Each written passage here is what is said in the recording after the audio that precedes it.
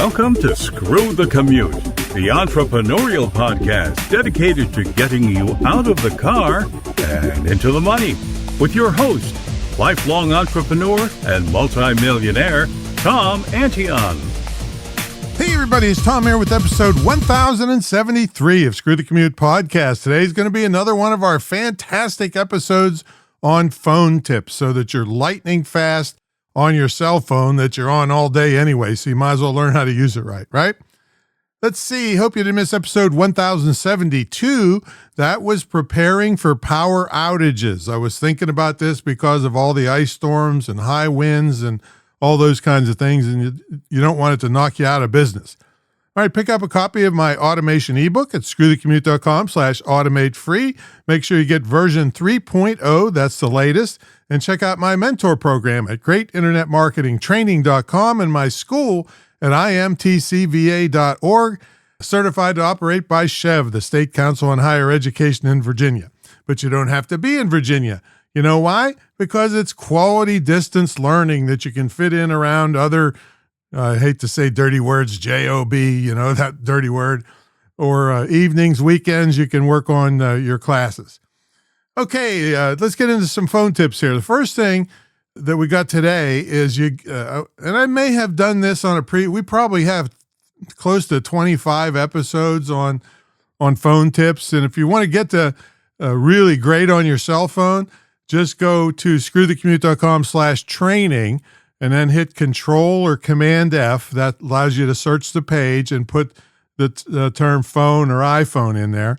And probably phone is better. And you'll come up with all the episodes on the ones I've chosen as really great for you in business. Okay, the first tip today is on screenshots. I use this all the time. So what I do is, I use my phone a lot and I buy stuff, let's say, or I pay a bill.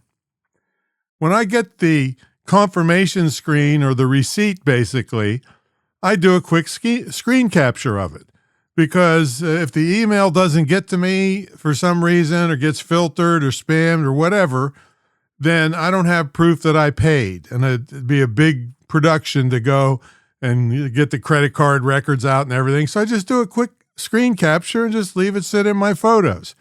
So how do you do that on an iPhone? Well, you hit this, you pull up the screen you want to copy, and you hit the side button and the volume up button quickly and release them both quickly. And you'll hear it almost like a camera sound that took a screen capture, and then you can save it to your photos. So that's how I do it mechanically, but Siri can also do it. Let's say you're working on your car and your hands are a little greasy and you've been reading a page or something and you want to save a certain settings for your carburetor or something. Who knows? So you could just say, hey, Siri, take a screen cap. I better shut up because she's going to listen to my phone here. So you say, hey, Siri, and what we're talking about today, and you can then have it saved to your phone. All right, so that's screenshots. Very handy. Use it all the time. Okay, next thing is, you might be running out of space. If you didn't buy the highest grade iPhone, and there's lower storage, and you're trying to shoot a lot of videos and things that take a lot of file size, there's a quick way to review all the stuff that's taken up a lot of space. And also, I've always need to mention this, for you Android users, I don't know how to use Android. It probably has most of these features, but you have to get the idea and then figure out how to do it on Android, which just, YouTube video probably help you there.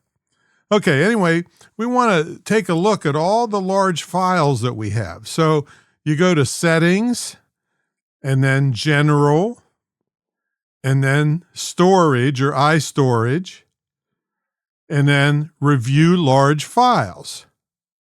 And then it'll bring a list of all the files that you got that are big and show you how big they are. And all you have to do is tap on it to see what it is. It'll expand because they come out real small. And then if you say, oh, I don't need that video from so-and-so, then you swipe on it left, and then there's a red thing that says delete, and probably a confirm after that, that you really want to delete that file. Okay, so that's reviewing large files. All right, now these next two, I'm going to work them together a little bit with an example. Let's say you were looking at a web page on something that your kid wanted for Christmas or your spouse wanted for Christmas. But you didn't, they use your phone quite a bit, let's say, and you don't want them to know about it. Okay, so that's the scenario here. So the first part of it is how you save a Safari web page as a PDF file. So that'll be for many different purposes, but it's going to play along with this one I'm going to give you now. So you pull the web page up in Safari, and then you either long press on the address bar of that web page, or usually there's 3 dots. Either, I think it might be at the bottom, and that'll bring up a menu, and you click Share, and then you click Options, and then choose PDF. And then you always hit the check mark to confirm, and then you can save it to your Files app. All right, so you open the web page, long press on the address bar or hit the 3 dots, click Share, click Options, pick PDF, and then click the check mark to confirm, and then save to your files.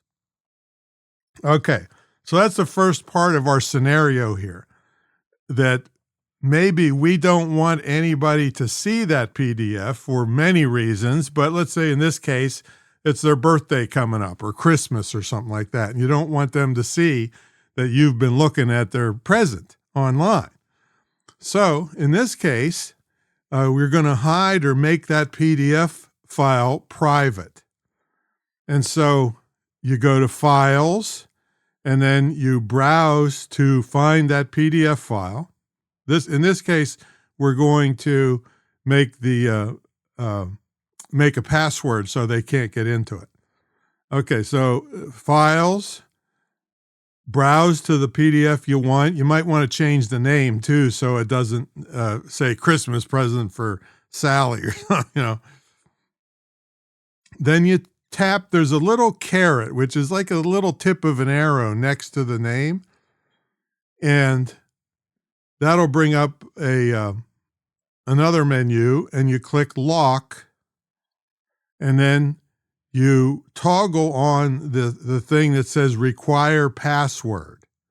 And then, of course, you put a password in. Don't forget what it is, because I don't know how to retrieve them. And then confirm the password, and then click the check mark. And now you have that PDF file of the present that you were looking for, but they can't get into that page. And like I said, if you name it something generic or work-related or household-related rather than gift for Sally, then they won't even know if they're on your phone that it exists.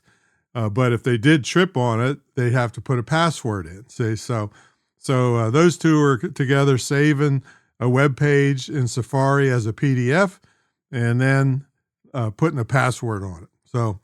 So there you go. There's some more tips that I'm telling you. If you went back through all my episodes and just worked on one tip a week, you would be so screaming fast on your cell phone. You'd have all kinds more time to waste time on TikTok. All right.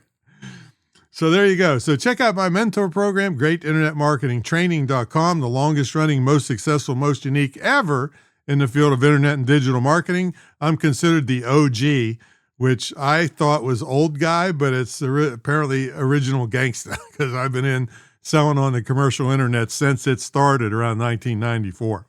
So check it out. And if you're in my mentor program, you get a scholarship to my school, which you can either use yourself for extra training or gift to somebody, and would be one of the best gifts you could ever give them.